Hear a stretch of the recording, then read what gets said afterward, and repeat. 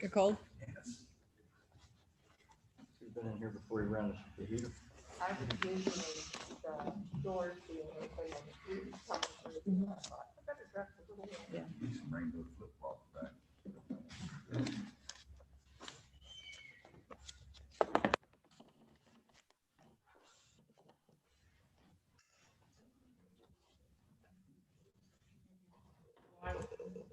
We're good?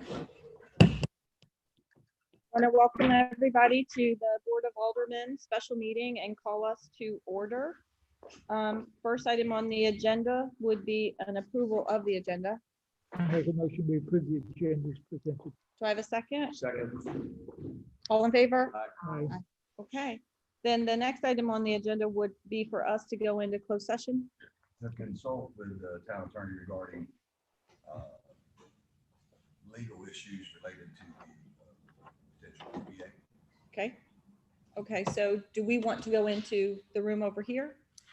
With Given closed this many session? people, I won't kick everybody out, so. I don't either. So is everybody comfortable going into the Sure. day room for a little bit? 143, what's the statute? Closed session. Pursuant to the closed session statute, I think it's A4, to preserve the attorney-client privilege. Okay. All right, so we're gonna go into the day room. We have to move. You have to do the motion. Doug? and then- Do we have a motion to go into closed session? We did that. Oh, I know. I'm sorry. We approved the I'm so agenda. moved. Okay, all in favor? Aye. Okay. Okay, we'll be right back, folks.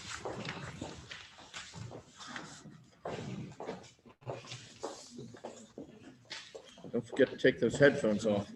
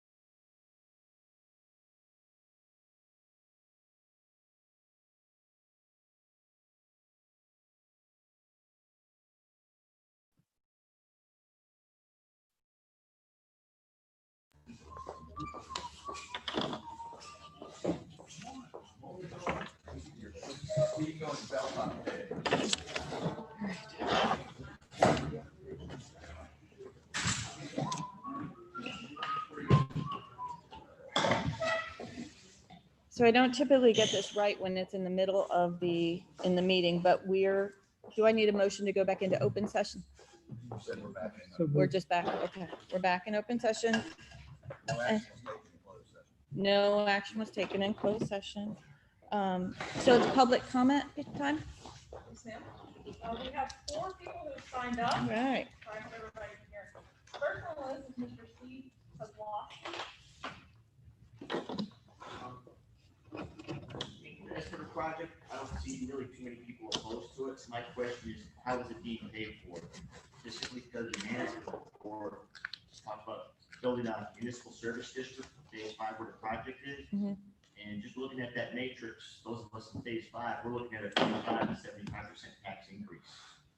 That's significant to us. Well, and I would say if you go back to the manager's report, what it clearly said was that was just one example, what the Carters who we've hired to help us figure out all of the revenue options, that was just one example. We've asked him for multiple different types of examples from, it ranges from split all the way townwide to base tax with municipal service district to all of phase 5. So I would say we don't have that answer yet, and just so everybody's clear on that.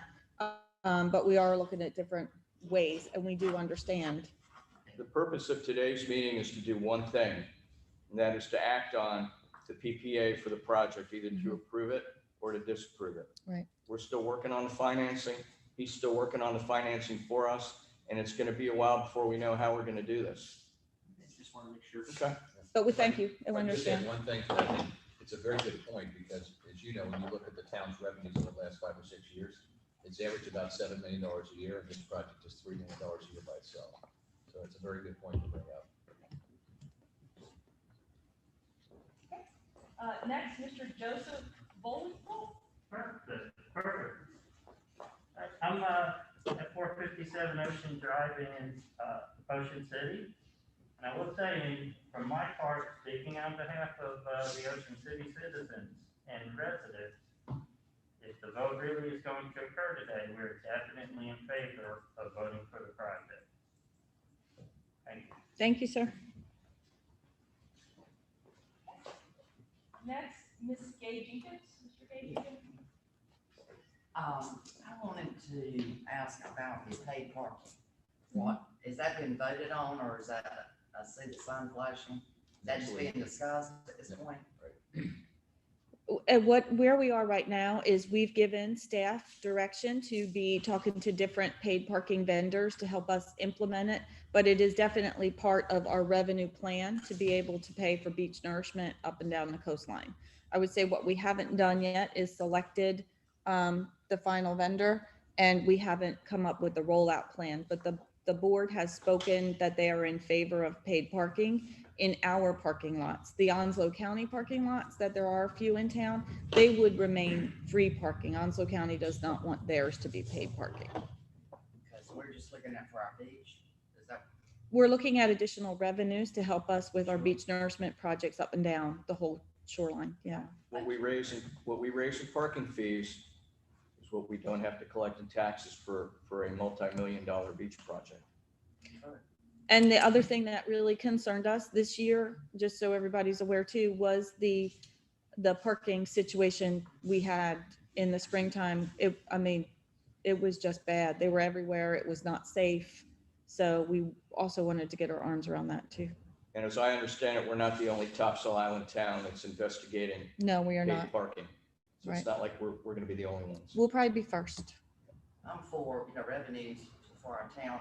I'm just concerned as people that get away with not paying, they're gonna be parking up and down our streets. But that's part of the rollout plan. So we don't want them parking somewhere for free. Gotcha. Yeah. Good, thank you. You're welcome. Thank you. Lastly, there is Mr. John Owens.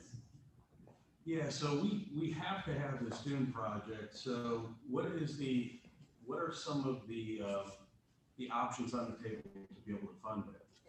Well, as was published, and again, to Alderman Leonard's point, we're not voting on the specifics around all the different financial options right now, but we're looking to increase occupancy taxes that the renters pay.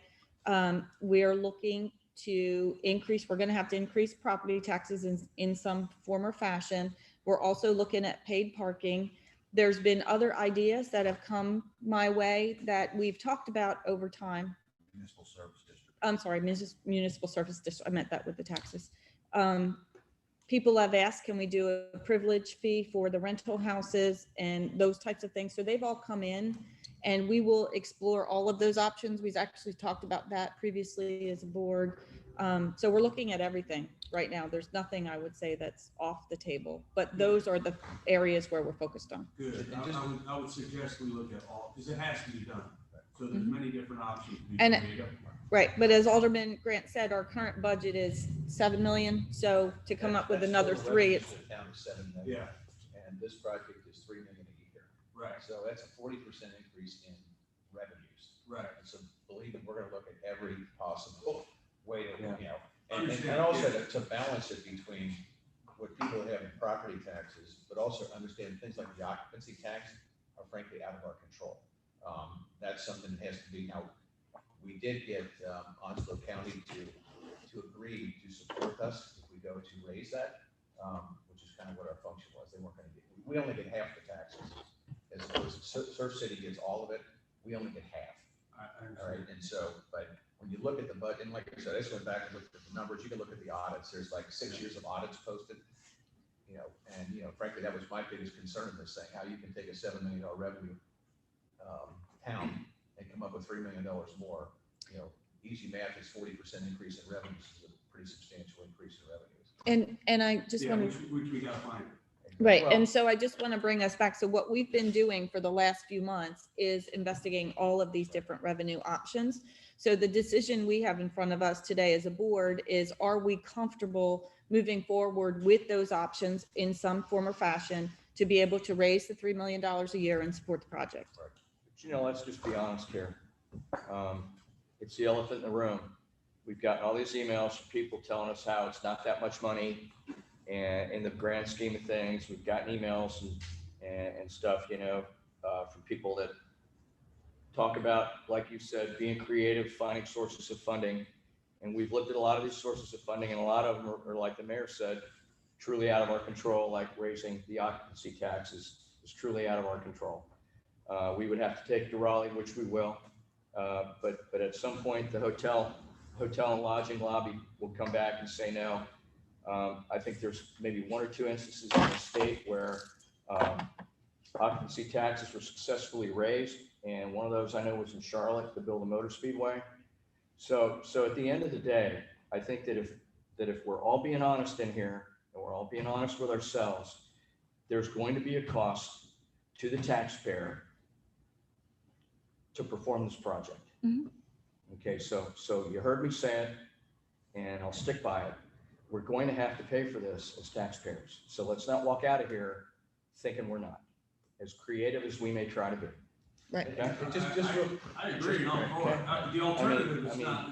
yeah, It's not that much money, but it's money, and it's a lot of money to a lot of us. And that's why this board has worked so slowly and diligently to try to come up with solutions and to not just jump off the deep end of the, you know, off the high dive before we've made sure there's water in the pool.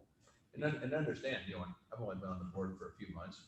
My first board meeting was, nobody wants to raise taxes, okay? And I'm looking at it going, how do we come up with $3 million? A 40% increase in revenue if you don't raise taxes. You know, at that point, and with the approvals that we have to get as a town, outside the town, you know, it's looking at the revenues, and that's why it's taken with Mr. Carter and other people, so. I get it, I understand it, it's gonna be an increase, Yeah. considering the alternative, it's gotta be done, and I think that's where the relationship with the state, if it's Raleigh, somebody's just gotta make it happen.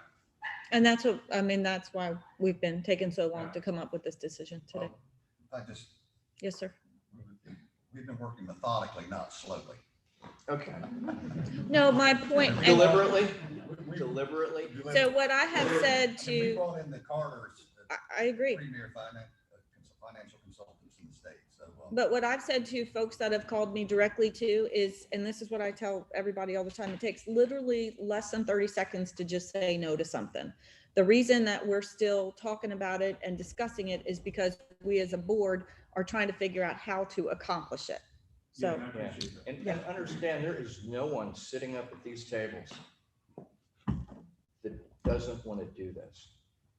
We've been working on this with the Corps of Engineers for decades. Okay? And I've been involved in coming to meetings. I think I started coming to my first meeting in about 2006. We want to do this project, but we've got to be smart about how we do it in terms of for our portion of the payment. But as That's- you fully that's the understand, issue. once you sign something like that, your leverage is gone. Your ability to get things to help the town, funding wise and everything else, once you've committed to something. And I didn't, and being you, I didn't realize, because of existing debt and things that we have, and it's one of the reasons we need to go methodically, is we have to get approvals to do this too. The town does. This board can't do it without certain other approvals. and we'll go through some of that too. And this is gonna vote today. Yes, sir. Laura, is there anybody Everybody else? wants it, so let's do it. Okay, well, the next item on the agenda is Mr. Carter. And just to set the stage for Mr. Carter, what I've asked him to do today is to be able to describe what it is he provided us with the additional work that they've done. We'll talk in much more detail about it at the board meeting on Thursday night. But if anybody has any specific questions for Mr. Carter as far as what he's delivered, and if there's any additional tweaks to it that we need for Thursday, I think it would be appropriate to, to talk through that now. So, Mr. Carter, I'm going to turn it over to you. Sure. Good morning, Mayor, members of the City Council. Good morning. I think I have Andrew with me as well. Yep, I see him. We, in our previous meeting, gave you a fairly simple matrix, which really defined what happened if we added occupancy taxes, parking, a 1% occupancy tax, parking, and then funded the remainder through various means of the property tax, either townwide or split townwide or with the MSD. And then you ask us to look at a more detailed analysis that would say primarily what happens if we get 1%, 2%, or 3% of the occupancy tax. And then additionally, what would happen if we split the tax not just to one tax levy inside the one MSD, but split the MSD into two parts, the ocean part and the south side part. And you provided us with assessed values for those two parts of the MSD 5. And so we prepared for you and sent you a matrix that essentially defines the tax values for the split 5 MSD so that you would see what is oceanside and what is not. And then looked at what would happen if we had a 1, 2, or 3% occupancy tax recovered totally from the two parts of the MSD. And then we did the same analysis, splitting it on 3 bases, 50-50, 70-30, and 60-40. And so essentially that is what the new matrix does. I'm gonna make a couple of general comments about it and then say, we'll turn it to Andrew, who prepared the matrix, to answer your specific questions. As you look at it, it's obvious to see that a 50-50 split would essentially assess more taxes south side than it did on the ocean front. And so that just automatically doesn't seem like the right split. And you can see on the 60-40 and 70-30 how that also works. So I would say to you, to the extent that we wish to split in the future the MSD into two parts, then we're going to need to do considerably more work to say what is the fair distribution between the two sides or the two parts of that MSD. But we showed the 3 that we spoke about in the last council meeting. And then we did that in each case with 1, 2, and 3% on the occupancy tax. Now, let me say this. We know that 1% is 350,000, 2 pennies is 700,000 today, and 3 pennies is 1,050,000.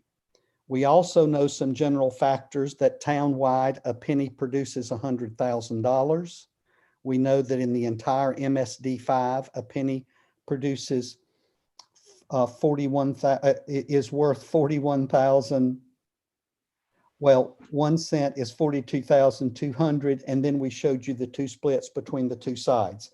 So the matrix breaks all of that out, and we're here to either have Andrew go down the matrix or answer your questions. And then I would just summarize by saying, I think after the vote is taken, we do need to start zeroing in on some of the mixes. I will say one other thing with respect to the occupancy tax. We would, of course, want to begin as soon as possible that effort because it requires legislative action. And we're going to have a new legislature installed soon. And so all of that would come into play as we look for how we proceed to look at the additional occupancy taxes. Okay. And again, so what I was trying to focus on today was the format and if it needs to be adjusted or tweaked by Andrew at all for the meeting. Does anybody have any feedback on or questions on that? Joanne, just one thing. Yes. You know, and we talked about last night. Can they graph this? I don't know if you guys can't see Alderman Grant. He's asking if there's a way to put this into a graph, Andrew. This will be on the agenda for next week. Yes, I'd like sir. to see what the graph looks like in terms of this, because when you see a spreadsheet full of numbers, it doesn't tell you, trends. Yeah. I think that would be very helpful to have them graphed against each other too. So. Is that something we can do, Andrew? We can give you graphics, that's correct. We're going to have to define the ones that do not look like a bowl of spaghetti.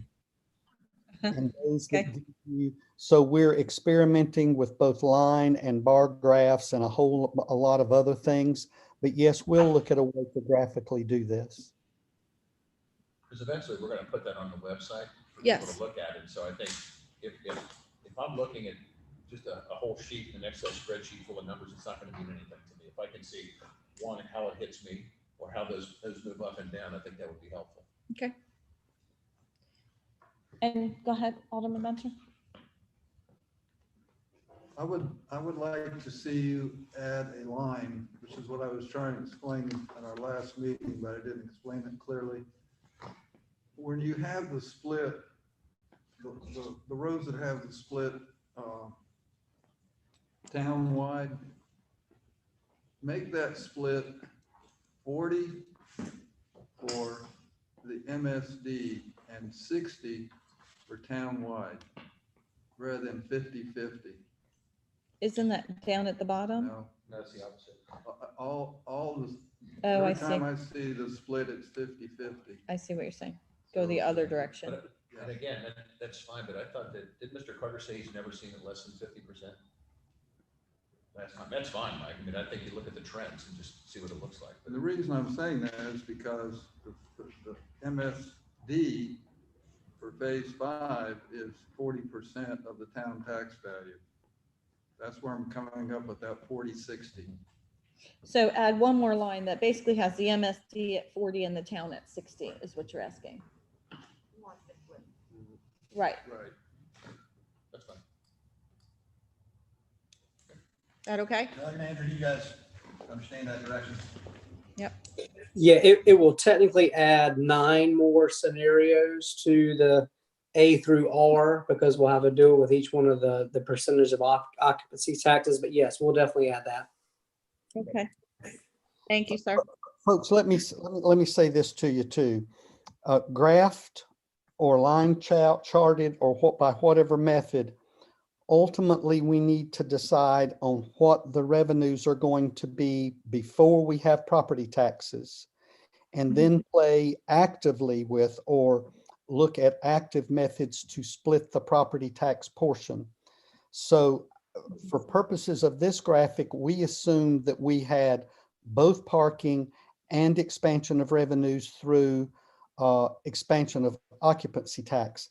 Imagine what this matrix would do if we did it on the original matrix where you took some out. I mean, eventually it becomes so many numbers, it is not understandable even graphically. So at least for this definition, we assumed that you were going to get both revenues.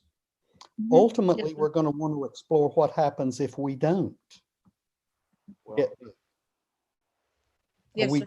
we did that on the initial matrix at 1% occupancy. So I think the point to all this is we could probably end up with 100 alternatives or many hundreds of alternatives. I want to make sure that we don't create too much confusion, and that's already been said, and y'all understand the point. Alderman Leonard. To that, Doug, I have a question, and hopefully you can shed some of your experience on this. You know, we keep talking about the potential of raising or getting the occupancy tax raised by 3%, but at the same time, you know, our lobbyist up in Raleigh, through Shoreline Protection Commission, in a meeting last week, Connie Wilson stated that, you know, that that's really hard to do. And, you know, I think we'd all love to see it, but I think at some point in time, we need to talk about how likely that is. And in your experience, how likely is it to get that raised? Because I know it's got to go all the way to the state, Mhm. and it's got to go all the way in front of the state governing body. And it's not something we do here locally. Alderman, that's a really good question, because the process tends to start at every county level.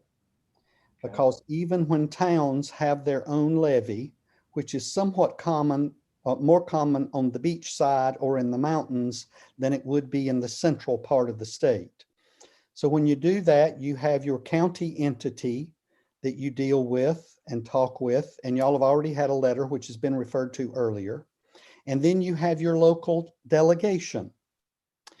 Most local bills originate with the local delegation, and that local delegation is the group that advocates for you at the state legislative level. So I think initially the real strong need here is to have your local delegation be on board with raising the occupancy tax 1, 2, or 3 pennies. 3 is what I would go for obvious reasons. If I sat in your chair, I'm not advising now, I'm only acting as if I sat in your chair. And then that process then goes to the legislature and is actively pursued not only by your own delegation, but those who do advocate on behalf of you in other ways. The League of Municipalities, as an example, has taken certain positions on individual city occupancy and other taxes. So it is a process, but it really originates locally. Without strong local support, it becomes ever increasingly difficult. Okay, thank you. And the reason for my question is, you know, if we're trying to find these ways to raise money, let's be sure that they're realistic ways to potentially raise money. You know, if it's a 1 in a million long shot, you know, then do we really want to include that in the matrix for the decision on how we're going to fund this thing? If it's not likely or highly unlikely, you know, then do we really want to include it? And I think the answer would be no. So I appreciate your insight on that, Doug. Well, Just one follow-up. that's frankly, Alderman, why in our first matrix, which only dealt with 1%, and a 50-50 split, if we split between townwide and the MSD, that is why we showed you instances of having both of the revenues and of the new revenues, and then an instance of having only one each of the new revenues. And then what if you had none of them? So we felt it was our obligation to you to say the only way that you can specifically control this is what you specifically control. And that is for sure the levy of property taxes up to $1.50 and the implementation of parking fees. So the first matrix was quite gave definition of what happened without certain of those. In the one that we gave you today, we assumed they were all here because here again, when we start adding the other layers of what ifs, then this matrix gets really, really long. Alderman. Yeah, just for clarification purposes, I've done a detailed probability study, and if we don't ask for it, we have zero chance of getting it. Right. So just be assured, we're gonna ask for everything, all right, that's out there, because, you know, as he said, if you ask for 3, maybe you get less, but if you ask for 0, I'm pretty sure we know we're gonna get. So just so everybody understands, we're gonna look for every bit of revenue that's out there, all right? So I think all that Tom was talking about is understand probabilities on these things, and especially I think if we get people. And that to it's write not us all support up to element. us, right? But I mean, that's the point, is we're gonna ask for everything we can, so. And are we good there? Because I had one other question for Mr. Carter. Mr. Carter, I was just wondering, I know that we have been playing phone tag this week, but are you able to give the board an update at a high level of your conversation? I think you at least gave the LGC an idea of what we're working on here. Surely, Mayor. At our last council meeting, y'all asked us to make a reach out to say that y'all were in the midst of working on this in a diligent and a financially sound way. And so I made that telephone call. I spoke to the senior person who would work on this, and the new person who'll be working on it from the staff perspective, because the person who worked on it in the past is retired. So I spoke to both the senior person and the specific LGC analyst who will be working on it. I went through your understanding and complete adherence to the prepayment agreement on the USDA loan and your commitment to continue with that. I addressed in simple ways what that looked like from a mathematics perspective. And given that I had disclosed to y'all that it looks like, if revenues continue as they are, that somewhere around fiscal 26, we can have that paid off. I also discussed at a 30,000 foot level, the Corps of Engineers project, what it would mean for the town, and that you were looking at multiple alternatives for revenues that were needed in addition to what had already been set aside inside the beach fund. I told them that the council was fully aware of the overlapping period of paying both the USDA debt service and ultimately, if you vote to do it, the Corps debt service. I spoke to them about the Corps being a provider of debt to you. I spoke to them about the amortization term you were considering. And so I was fully disclosed to them, as I'm sure you would have wanted me to be. They understand that this is an opportunity. They indicate that once a decision has been made by the city council, that they would welcome a meeting looking at both the old model and how it's performing in order to prepay the USDA loan, and the new model and how it would perform and the revenues that you're going to define for use to pay for the core project. So I felt that they were very open and understood where you were and understand the importance of maintenance of your beach. And so from that point of view, I feel like once the vote is taken and we know what to do, that we're in a position in the next couple of weeks or so to organize a meeting with them, with the appropriate parties, and go over this more fully. So that was one of the questions that that I've heard from some of the board members, which was since some of those items, as we just discussed, like occupancy taxes, are not quite in our control, the only thing we could do is kick off the process to request it.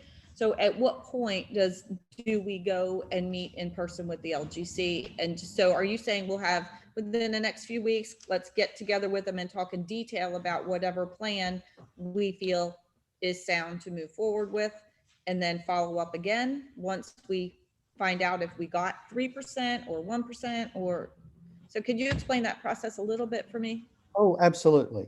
And that's a great question. Well, first and foremost, they understand that you control 2 of the revenues because I described them to them, and I told them that you will look for others in the time that's available to us. But they understand that there's three revenues, and they understand one that could be significant if enacted would be an increase to the occupancy tax. They're fully aware that other counties and cities have gotten additional occupancy taxes, so they know that's not out of the chute impossible. So they're very educated in that way.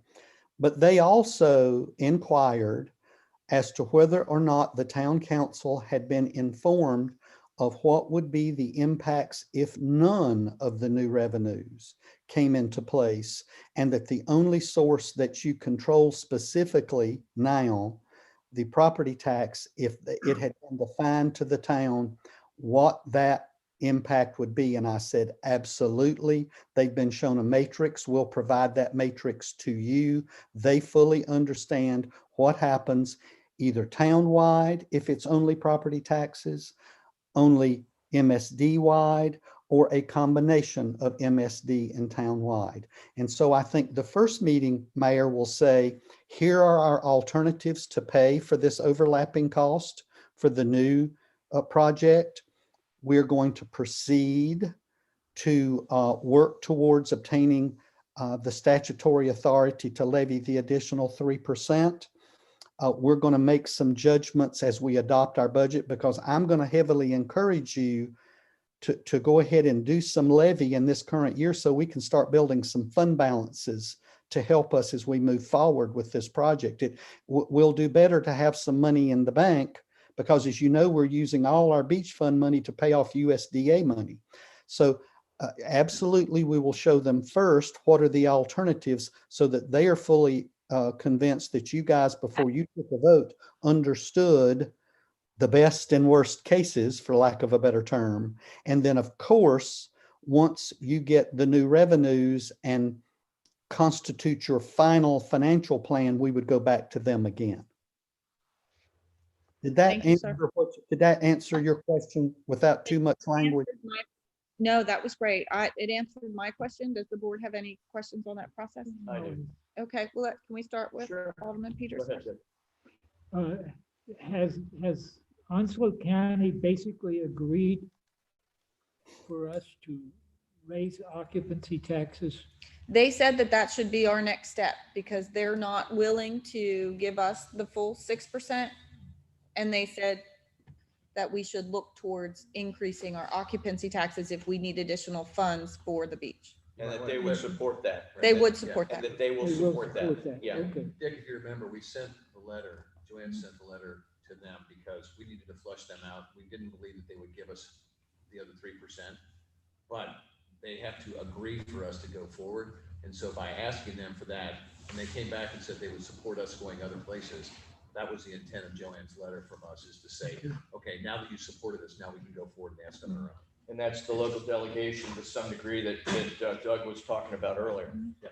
So Doug, my question for you is, if we're going to go back up to the LGC and have an initial meeting, are they doing those meetings in person in Raleigh, or are they doing them, is they doing them via Zoom or a combination of both? And if so, not necessarily today, but at some point would like a recommendation from you as to what you see as the most beneficial way to accommodate that, because I've been up there with them before, and honestly have no problem putting a charcoal gray suit and a tie on and going up to Raleigh for the day and doing it if that you think is the best way. And probably Dave.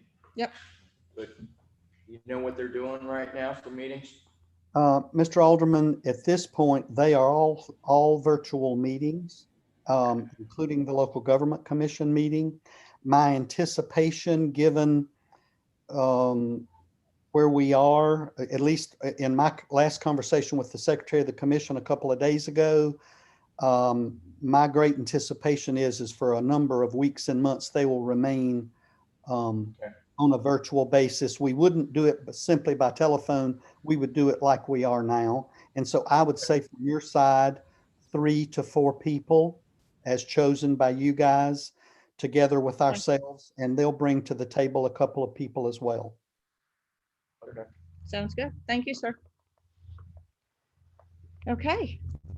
Then the next item on the agenda, if we're good with Mr. Carter, would be to, for me to call for the vote on the Joint Army Corps of Engineers project with North Topsail Beach and Surf City. Mayor, it would be, based on my discussions with the Corps Council, Mr. McCorkle, they are not requiring a signature today. They are requiring that the town of North Topsail Beach inform the Corps as to whether they intend to go forward with this project. I've explained to Mr. McCorkle that we will have to get a modification of our agreement with the LGC to allow us to participate and go forward. So even if we did sign it today, that it would be contingent upon that modification. Thankfully, we don't have to sign it today, but we do have to tell them that we intend to go forward. That's what the board elects to do. So I would suggest the motion be to authorize the town attorney to inform the Corps that North Topsail Beach intends to move forward with the federal project, and will sign the PPA at the appropriate time. Okay, so does anybody want to make a I'll motion? make that motion. So Second. make that motion. Second? So Any, so discussion. we have a first and a second, we discussion? I just have one point. Yes, sir. And I suggested me simply because I was on the phone with Justin. Yeah, I'm fine. Yeah. And like I said, I'm fine with the motion as it is. Assuming, and I would leave this to the town attorney, that I would vote for the project with the caveat that we get the necessary approvals like the LPC and everything else in place, because I don't think we have the authority to enter into it without their approval. So they're all necessary approvals. So to the extent that you have to put caveats and conditions in there to make sure that we've got all the necessary approvals. Well, it's to Alderman Grant's point, Justin and I also talked about some of the other concerns. For instance, if we come up to a nourishment cycle and we don't have the funds, or if any party doesn't have the funds, does that terminate the agreement? Are we obligated to go get the funds? What happens then? And he assured me, explained to me that if the funds aren't available for whatever reason from whichever party, you delay that nourishment cycle until the funds are available. The downside to that is that will be your credibility, if you will be considered at the next cycle. He said the way to mitigate against that is to inform the Corps. We'll know a year or two ahead whether we're going to have money at the next benchmark. You inform them on the front end so they don't tie up that money, and then that won't hurt your credibility as bad, et cetera, et cetera. In addition to the LGC agreement modification, I intend to send confirmation to Mr. McCorkle of those assurances and representations he made as Corps Counsel, so that those would be the other down the road liability concerns we had aren't as we thought they were originally. Mr. Carter and I discussed that earlier this week, and I think I don't want to speak for Mr. Carter. I think he's more comfortable now than he was when we first started down this path. And because, my concern on this is when you look at the initial project, that's one thing the town would take on that liability. All right, but also if you look at the increase in prices that we've seen even over the last 5 years where they more than doubled, we're taking a 50-year obligation. And the numbers we're seeing right now are probably going to be 5, 6, 7 times what that number is. And so having the caveat that says, look, we can't go back to the town people here and say, hey, we raised your property tax by X percent, and now we're going to raise it by 10 times that amount to cover this thing. So as long as we have the caveat that says, if we can afford it, basically we don't have the money. And they've stated that, and they've said that they're fine with They've stated it on a multiple times, actually. conference call. I think it was Mr. Carter's first conference call. But you plan on talking. Yes, and then Justin and I had essentially a lawyer-to-lawyer discussion the other day. And I told him I would be sending him confirmation, memorializing our understanding. I think that everybody understands that. Heard people talk about the project. When Okay. you see the cost of the project, that's not the Okay. cost of the project. That's an estimate of the cost of the project. All right, so go ahead. You're good then? Yeah. Okay, so any other discussion? I just want for the benefit of the audience to understand it. I keep coming up with things like, what about if this doesn't happen with the occupancy tax and stuff like that? I just want to make sure that we're all on understanding of, there's a worst case scenario to this thing, in terms of the overall cost. And if we don't get the occupancy taxes increased, and and other things like that don't happen, if paid parking comes in short, this thing isn't just a one-time affair. It's the initial project construction, but then it's every 5 to 7 or 8 years. It's a renourishment cycle. So we're signing up for a 50-year financial obligation with the Corps of Engineers. Yes. 50 years, okay? It's not just a one-time deal, and that's why I'm may sound like I'm being the negative guy over here, but it's a worst case thing. We've got to look at the worst case in terms of what it's going to cost the homeowner, because ultimately the town's going to have to pay for this one way or the other. That's all I got to say about it. Any other discussion? Fine. Mayor Pro Tem?